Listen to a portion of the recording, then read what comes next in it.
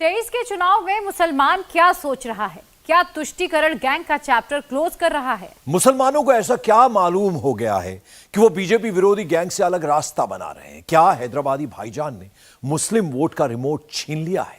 राजस्थान, छत्तीसगढ़ और मध्य प्रदेश का चुनाव क्या अब 180 डिग्री घूम जाएगा? मुसलमान बाहुल्य सीटों पर जीत दर्ज करने वाली कांग्रेस को तगड़ा झटका लगेगा। मुस्लिम वोट के गणित पर राजनीति करने वाले दलों के लिए क्या बुरी खबर है, ये रिपोर्ट देखिए।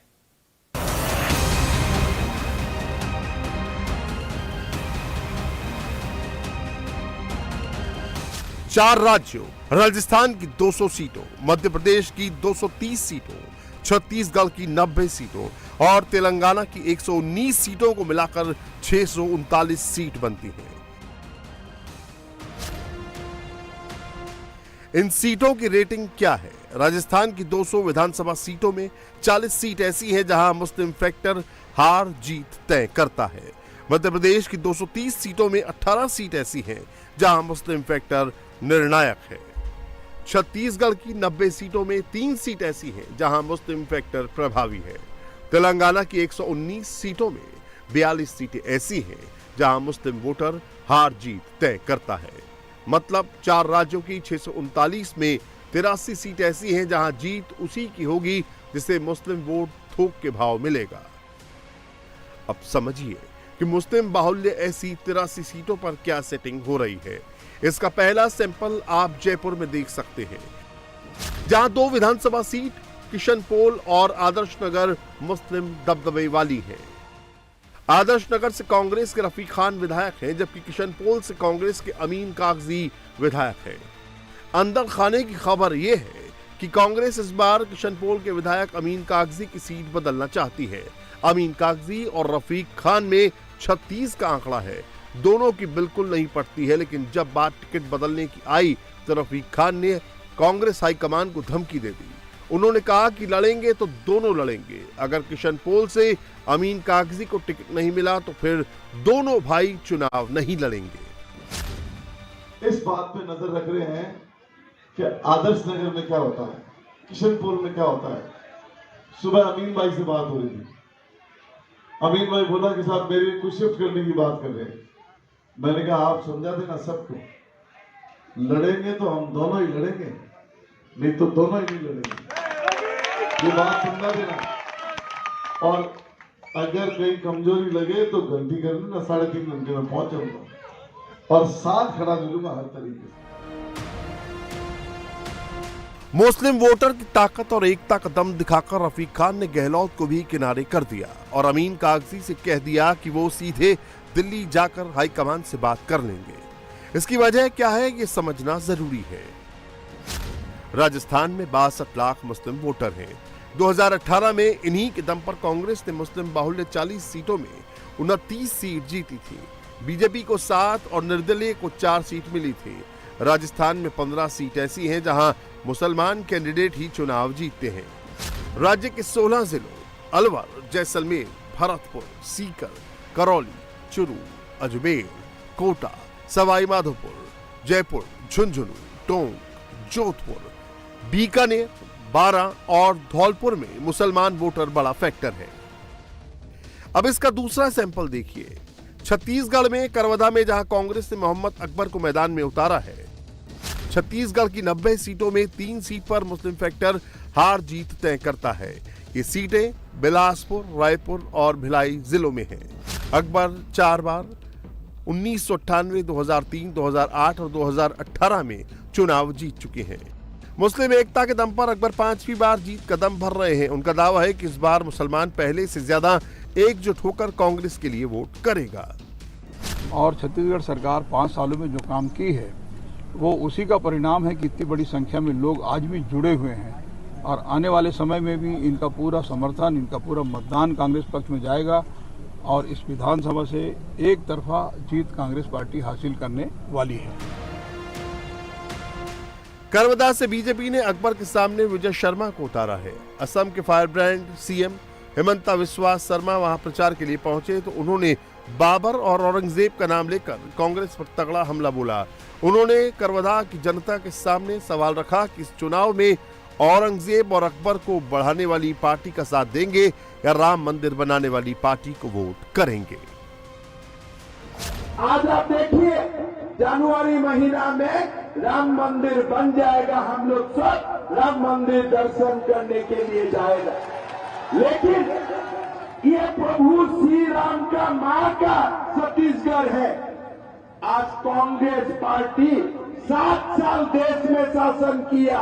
कांग्रेस पार्टी ने कभी भी राम मंदिर बनाने के लिए कोई काम नहीं किया। हमेशा उन्होंने बाबर को पूजा किया। ये लोग बाबर का है, ये लोग कभी प्रभु श्री राम का नहीं है। जो लोग प्रभु श्री राम का है वो वादा निभाता है। नरेंद्र मोदी जी ने बोला था कि हम राम मंदिर बनाएगा, 370 धारा हम हटाएगा। हर वादा जो जनता को दिया, हर वादा नरेंद्र मोदी जी ने निभाया। मुस्लिम वोट की रेटिंग और सेटिंग का एक और सैंपल आप मध्य प्रदेश में देख लीजिए। मध्य प्रदेश की 230 सीटों में 18 सीट ऐसी हैं जहां मुसलमान वोटर का दबदबा है। राज्य में मुस्लिम वोटर की आबादी 50 लाख के करीब है। 19 जिले ऐसे हैं जहां मुस्लिम वोटर 1 लाख से ज्यादा है। मध्य प्रदेश की 18 सीटों इंदौर 1, इंदौर 5, उज्जैन, जबलपुर, खंडवा, रतलाम, जावरा, ग्वालियर, शाहजहांपुर, मंडला, नीमच, महिदपुर, मंदसौर, नसरुल्लागंज, इछावर, उज्जैन दक्षिण और मध्य भोपाल सीट में मुसलमान वोटर बड़ी संख्या में हैं। मध्य भोपाल से कांग्रेस विधायक आरिफ मसूद का दावा है कि कांग्रेस ने जितनी सीट मुसलमानों को पिछली बार दी थी उससे कम पर बात नहीं बनेगी। दरअसल जयपुर से करवदा और भोपाल तक सेम रेटिंग और सेम सेटिंग है। मुसलमान तभी वोट देगा जब बदले में उन्हीं के लोगों को टिकट मिलेगा। बिल्कुल कांग्रेस ने हमेशा रखा है और पिछली बार भी 3 कैंडिडेट दिए थे और इस बार भी मुझे उम्मीद है कि संख्या बराबर होगी। कितनी? अब ये तो वक्त बताएगा। आज ही आप क्यों कहलवाना? अभी पहली लिस्ट में पहला तो सामने खड़ा है ना, लेकिन पहली लिस्ट में पहला है। कमलनाथ जी को धन्यवाद दीजिए, कांग्रेस को, राहुल गांधी को धन्यवाद दीजिए कि एक लिस्ट में एक तो है ना।